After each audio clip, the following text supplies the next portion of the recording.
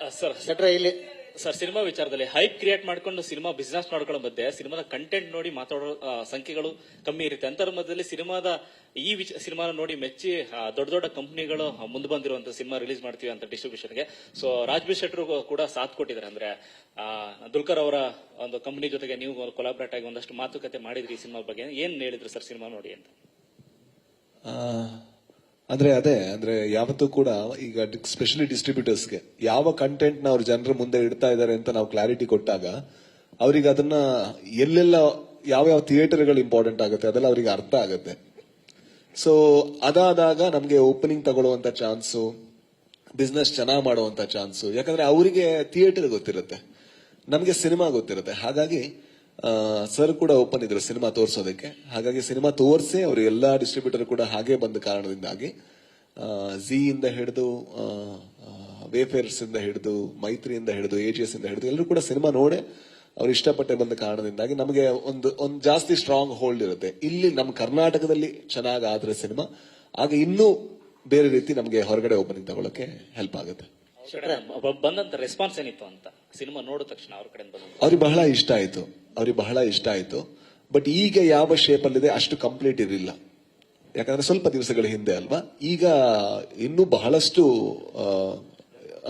ಬಹಳಷ್ಟು ಡೆವಲಪ್ಮೆಂಟ್ಗಳಾಗಿದೆ. ಆ ವರ್ಷನೇ ಅವ್ರಿಗೆ ಬಹಳ ಇಷ್ಟ ಆಗಿತ್ತು, ತುಂಬಾ ಇಷ್ಟ ಆಗಿತ್ತು. ಸೊ ನೋಡೋಣ ಜನಗಳಿಗೆ ಎಷ್ಟು ಹತ್ರ ಆಗತ್ತೆ ಅಂತ. ಶೆಟ್ರೆ ಇಬ್ರು ಚೆಲುವೆಯ ನೋಟ ಚಿನ್ನ ಸಾಂಗ್ ತುಂಬಾ ಚೆನ್ನಾಗಿ ಕನೆಕ್ಟ್ ಆಗಿದೆ. ಕಾಕತಾಳೀಯ ಅಂತನಾ ಅಥವಾ ಟ್ರೈಲರ್ಗೆ ಅಂತಾನೆ ಮಾಡ್ಕೊಂಡಿದ್ದ ಕಂಟೆಂಟ್ ಹೇಗೆ ಇದು ಅಂತ? ನಿಮ್ಗೆ ಪರ್ಸನಲ್ ಆಗಿ ಅಣ್ಣವರ ಸಾಂಗ್ಗಳಲ್ಲಿ ಯಾವ ಸಿಕ್ಕಾಪಟ್ಟೆ ಇಷ್ಟ ಅಂತ? ನನಗೆ ಆಕಾಶವೇ ಬಿಡಿನ ಮೇಲೆ ತುಂಬಾ ಇಷ್ಟ. ಯಾವಾಗಲೂ ಆಡ್ತಾ ಇರ್ತೀನಿ ಆ ಸಾಂಗ್ ನ, ಅದು ತುಂಬಾ ಇಷ್ಟ. ಈ ಸಾಂಗು ಮತ್ತೆ ಉಪಿ ಸರ್ ಇಬ್ರು ಕಾಂಬಿನೇಷನ್ ಏನಾದ್ರು ಲಿಂಕ್ ಇದೆಯಾ ಅಂತ ಯಾವ್ದಮ್ಮ ಸಿನಿಮಾದಲ್ಲಿ ನೋಡಿ? ಶೆಟ್ರೆ ಇಬ್ಬರು ದೊಡ್ಡ ಸ್ಟಾರ್ಗಳ ಜೊತೆ ಮೊದಲನೇ ಸರಿ ಆ ಒಂದು ಕಾಂಬಿನೇಷನ್ ನೀವು ಎಂಟ್ರಿ ಆದ್ರೆ ಹೇಗಿತ್ತು ಆ ಒಂದು ಎಕ್ಸ್ಪೀರಿಯನ್ಸ್ ಆಕ್ಟ್ ಮಾಡ್ಬೇಕಾರೆ? ಹೇಗಿತ್ತು? ನಾನಾ ಓಡ್ತಾನೆ ಇದೀರಾ ಇಡೀ ಸಿನಿಮಾ? ಹೌದು, ಅಂದ್ರೆ ಅದೇ ಆಕ್ಚುಲಿ ಸಿನಿಮಾದಲ್ಲಿ ನೋಡ್ಬೇಕು, ಎಲ್ಲದನ್ನೂ ನೋಡಿ ಹೆದರ್ಕೊಂಡು ಓಡ್ತಾ ಇರ್ತೇನೆ ಇದರಲ್ಲಿ. ಆ ತರದೇ ಒಂದು ಪಾತ್ರ. ಸೊ ಬಹಳ ಹೆದರಿಕೆ ಇರುವಂತ ನನ್ನಂತ ನಿಮ್ಮಂತ ಎಲ್ಲರಂತ ಜೀವನದಲ್ಲಿ ಬಹಳ ಹೆದರಿಕೆ ಇರುವಂತ ಒಬ್ಬ ಮನುಷ್ಯ ಅಷ್ಟೇ, ಎಲ್ರಿಗೂ ಇರುತ್ತೆ. ಸೊ ಇವರಿಬ್ಬರ ಜೊತೆ ನಟನೆ ಮಾಡಿದ್ದು ಯಾವತ್ತೂ ಕೂಡ ಅಂದ್ರೆ ಸ್ಪೆಷಲಿ ಜಸ್ಟ್ ಸೂಪರ್ ಸ್ಟಾರ್ಗಳ ಜೊತೆ ಆಕ್ಟ್ ಮಾಡ್ತಾ ಇರ್ಲಿಲ್ಲ. ನಾನು ತುಂಬಾ ಇಷ್ಟ ಪಡುವಂತಹ ಇಬ್ರು ನಟ ಮತ್ತೆ ನಿರ್ದೇಶಕರು ಕೂಡ ಅವರು.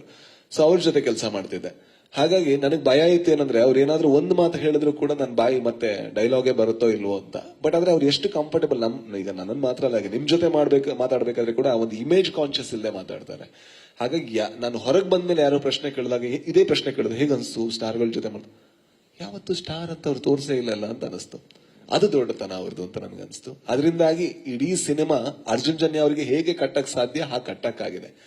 ಏನಾದ್ರೂ ಒಂದು ಆ ಸ್ಟಾರ್ ಧೋರಣೆ ಬಂದಿದ್ರೆ, ಒಂದು ಇವ್ರು ಹೇಳುವಂತ ಮಾತು, ಅರ್ಜುನ್ ಜನ್ಯ ಹೇಳುವಂತ ಮಾತು ಅವ್ರು ಹೇಳ್ಬೇಕಾದ್ರೆ ಒಂದು ಸ್ವಲ್ಪ ತಡಬರಿಸ್ತಾ ಇದ್ರು, ಅದೆಲ್ಲ ಕಷ್ಟ ಆಗ್ತಾ ಇತ್ತು. ಇಷ್ಟು ಟೈಮ್ ಆದ್ರೂ ಕೂಡ ಇವ್ರೇನು ಹೇಳಿಲ್ಲ, ಎಷ್ಟು ಕಷ್ಟ ಆದ್ರೂ ಏನು ಹೇಳಿಲ್ಲ, ಎಷ್ಟು ಶೂಟಿಂಗ್ ನೈಟ್ ಡೇ ಆದ್ರೂ ಏನು ಹೇಳಿಲ್ಲ. ಏನು ಹೇಳದೆ ಇರೋ ಕ್ವಾಲಿಟಿ ನನ್ನ ಹತ್ರ ಅಲ್ಲ, ಎಲ್ಲರ ಹತ್ರ ಇರೋ ಕಾರಣದಿಂದಾಗಿ ನನಗೆ ಆಕ್ಟ್ ಮಾಡಕ್ ಬಹಳ ಈಸಿ ಆಯ್ತು ಸರ್.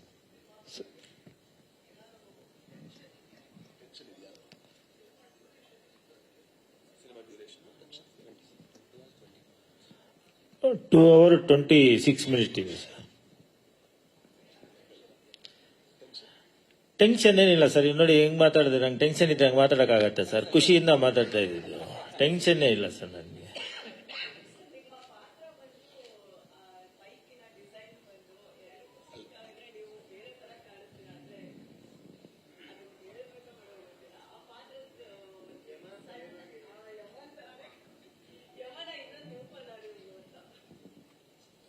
ಶಿವಣ್ಣ ಹೇಳಿದ್ರಲ್ಲ, ಯದ್ಭಾವಂ ತದ್ಭವತಿ ಅಂತ. ಯಾವ ತರ ನೋಡ್ರ ಹಂಗೆ ಸರ್.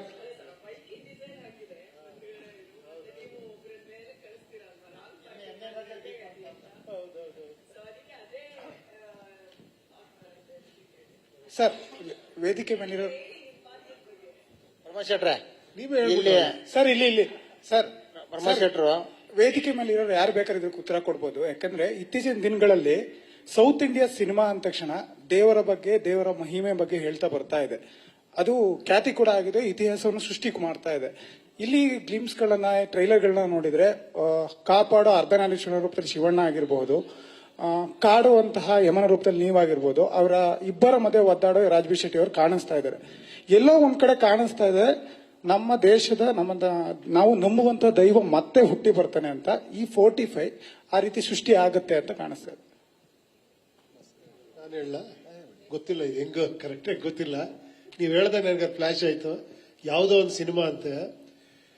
ಏನ್ ಗುರುವೆ ನನಗೆ ಗೊತ್ತಿಲ್ಲ, ಇದು ಸರಿನಾ ಇದು ನೀವು ಹೇಳಬೇಕು. ಯಾಕಂದ್ರೆ ಅಣ್ಣ ಅವರು ಎಲ್ಲ ಒಂದು ಪ್ರೊಜೆಕ್ಷನ್ ನೋಡ್ತಿದ್ರಂತೆ, ಎಲ್ಲ ದೊಡ್ಡ ದೊಡ್ಡವರೆಲ್ಲ ಬಂದಿದ್ದಾರೆ, ಪಿಕ್ಚರ್ ನೋಡಿದ್ರು, ದೊಡ್ಡ ಸೂಪರ್ ಹಿಟ್ ಪಿಕ್ಚರ್ ಅದು. ಬಟ್ ಪ್ರೊಜೆಕ್ಷನ್ ನೋಡ್ಬೇಕಾದ್ರೆ ಇವ್ರು ಯಾರೋ ಒಬ್ರು ಸ್ವಲ್ಪ ಎಲ್ಲಾರ ಮುಂದೆ ಹೇಳಿದ್ರಂತೆ, ಗುರುವೆ ಈ ಪಿಕ್ಚರ್ನ ದೇವರೇ ಕಾಪಾಡಬೇಕು ಅಂತ. ಹೆಂಗನ್ಸಿರುತ್ತೆ ಅಲ್ಲಿರೋರ್ಗೆಲ್ಲ ಟೆಕ್ನಿಷಿಯನ್ಸ್ಗೆ. ಅಣ್ಣ ಅವ್ರು ಎಷ್ಟು ಚೆನ್ನಾಗಿ ಹೇಳಿದ್ರಂತೆ ಗೊತ್ತಾ, ಕರೆಕ್ಟಾಗಿ ಹೇಳಿದ್ರಿ, ಎಲ್ಲ ಚಿತ್ರಗಳನ್ನೂ ದೇವರೇ ಕಾಪಾಡೋದು ಅಂತ. ಇದ್ರಲ್ಲಿ ನಿಮ್ಗೆ ಅರ್ಥ ಆಗಿರ್ಬೋದು, ನಿಮ್ ಆನ್ಸರ್ ಸಿಕ್ಕಿರ್ಬೋದು ನಿಮ್ಗೆ. ಪ್ರಮೋದ್ ಶೆಟ್ರೆ, ಒಂದ್ ಕಡೆ ಮೀನ್ ಬಿಟ್ಟು ಮಟನ್ ಹಲಾಲ್ ಕಟ್ ಮಾಡ್ಕೊಂಡಿದ್ದೀವಿ, ಹೇಗಿತ್ತು ಅಂತ? ಯಾಕಂದ್ರೆ ಆ ಕಡೆ ಮೀನು, ಈ ಕಡೆ ಮೀನ್ ತಿಂದಿದ್ದಷ್ಟೇ ಅಭ್ಯಾಸ, ಕಟ್ cut ಮಾಡೋದು ಮಾಡಿದ್ದೀರಾ? ಇಲ್ಲ, ಮಟನ್ ಕಟ್ ಮಾಡೋದು ಕ್ಯಾರೆಕ್ಟರ್ ಅಷ್ಟೇ, ನನ್ ರಿಯಲ್ ಲೈಫ್ ಅಲ್ಲ. So, ಕಷ್ಟಪಟ್ಟಿದ್ದೀನಿ ಕತ್ತರಿಸಕ್ಕೆ. ಅವಾಗ ಗೊತ್ತಾಯ್ತು ಅವ್ರು ಎಷ್ಟು ಕಷ್ಟಪಡ್ತಾರೆ ಕತ್ತರಿಸಕ್ಕೆ ಅಂತ. Thank you.